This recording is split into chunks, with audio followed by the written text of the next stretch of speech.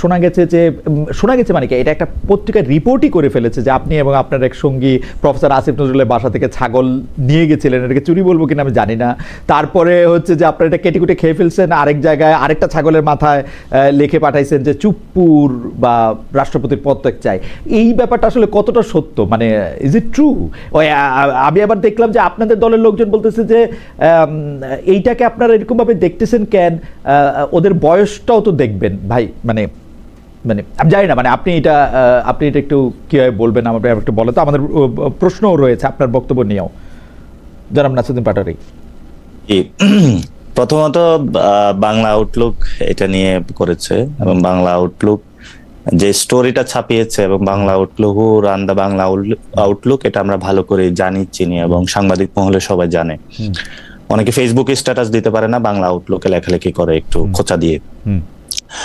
আমিও আরো কিছু গল্প শুনেছি, এরকম গল্প শুনেছি যে ওই এরকম একটা ছাগল কাণ্ড, ছাগলটা নাকি হলো, কেউ বলে যে এটা ডিজিএফ এর গিফট ছিল, আবার কেউ নাকি এটা বলে যে গিফট ছিল। আপনি নতুন গল্প বলার আগে আপনি বলেন যে আপনি এটা করছেন কি করেন নাই, নতুন গল্প আমরা শুনবো না।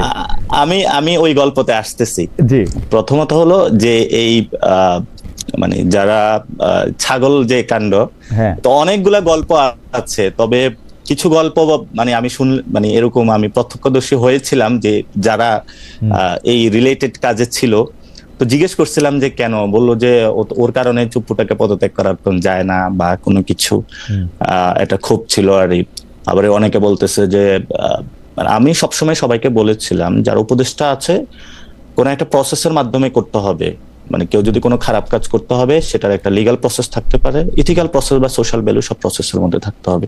তো আমি অনেকগুলা গল্প শুনেছিলাম, কিন্তু বাংলা আউটলুক যেটা করেছে এটা টোটালি এই স্টোরিটাকে স্পয়েল করে দিচ্ছে আর কি।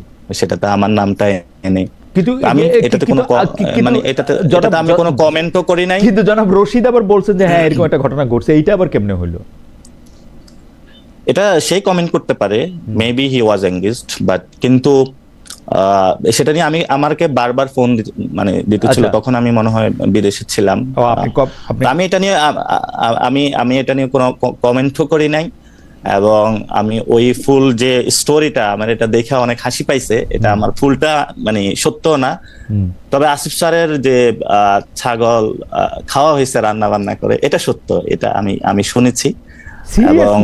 সিরিয়াসলি আপনারা প্রফেসর আসিফ নজরুলের ছাগল আইনা রান্না বান্না করে খাই ফেলছেন? এটা কি ওনারে একটা মানে শিক্ষা দিতে, মানে ইয়া করতে, মানে কি করতে, মানে এটা অনেকের এটার মধ্যে একটা রেটরিক আছে, মানে এটা অনেকে মনে করে যে এটা অনেকে মনে করে যে আসিফ স্যার হয়তো এটার মাধ্যমে একটু শিক্ষা পাবে।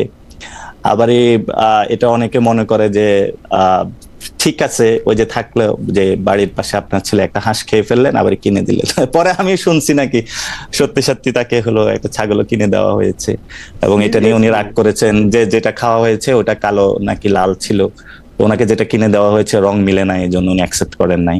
আচ্ছা, এটা আসলে আমি ভালো করে বলতে পারবো না। আউটলুকটা আসলে কারা চালায়? আমি তো ডক্টর সাইমুম পারভেজের প্রধান সম্পাদক, রাইট? হ্যাঁ, এটা ফাহাম ভাই ভালো বলতে পারবে। না আপনিও তো মানে ভালোই বলতে পারবেন, আপনি শুরু করছেন। ডক্টর সালামকে জিজ্ঞেস করবো পরে, কারণ ডক্টর সাইমুম পারভেজ আমি অনেকদিন ধরে আপনি না এগুলো আসলে এটা তো বিতর্গত, ধরেন যে মানে ঠিকানাকে চালায়, বাংলা আউটলেটকে চালায়, কোন মিডিয়াকে দখল দিছে বা কিভাবে আছে, এটা সবাই জানে। কিন্তু এগুলো আমি পাবলিকলি আনতে চাই না, কারণ পলিটিক্যাল ভিতরে এত ন্যাস্টি জগৎ, আর বাংলাদেশের মানুষ আসলে মানে পলিটিক্যাল পার্টি এগুলোর প্রতি থুতু নিক্ষেপ করবে। তো এটা people will discover what's happening that.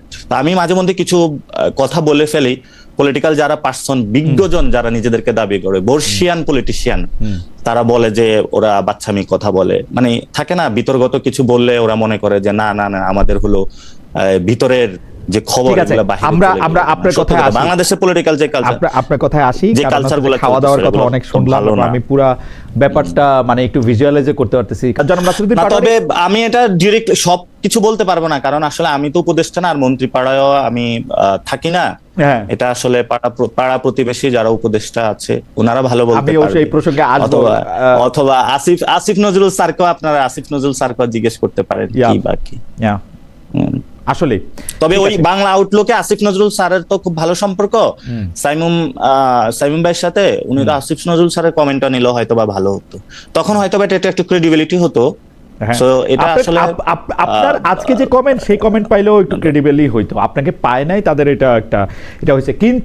কিন্তু আমি জনাব নাসিরউদ্দিন পাটোয়ারী, আমি মনে করি যে আপনি যেহেতু কমেন্ট দিতে না, আসিফ স্যার যদি কোনো কমেন্ট করে, যদি এই ধরনের কোনো বিষয় আসে, এটা হলো মুক্তাদির রুমিও ভাই যদি একটা রশিদ ভাই রুমিও ভাই একটা গল্পই বলতে পারেন, যদি এটার যে ওনার আছে অথবা যাকে নিয়ে এই কথাটা আসছে, উনি যদি কোনো কমেন্ট করতো তাহলে হয়তো আমি কোনো কমেন্ট দিতাম। সো আপনার মানে আমি এখানে এটা নিয়ে কোনো কমেন্ট করব না এই জন্য, বিকজ দ্যাট আমিও আরো অনেক বেশি স্টোরি শুনেছি।